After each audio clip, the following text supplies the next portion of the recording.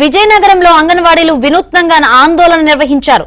CM Jagan Reddy ఫోటోకు దండ వేసి నివాళులు అర్పిస్తున్నట్లు రోధించారు.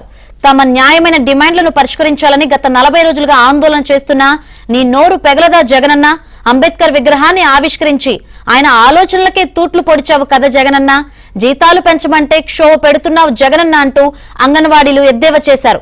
ఇప్పటికైనా ప్రభుత్వం స్పందించి తమ సమస్యలను పరిష్కరించకపోతే ఆందోళన మరింత ఉధృతం చేస్తామని హెచ్చరించారు. మా జీవితాలతో ఆడుకుంటున్నావు జగనన్న,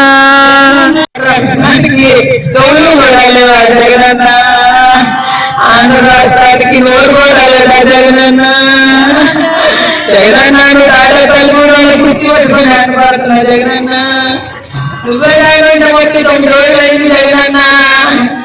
ఈ రోజు అంగన్వాడీ సమస్య పరిష్కారం పోయిసారి వారికి లేవైతే అనుకుంటున్నావు జగనన్న.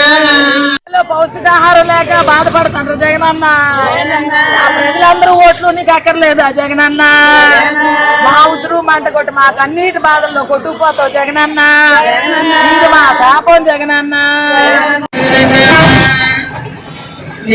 అంగన్వాడీ సమస్యలు పట్టట్లేదా జగనన్న,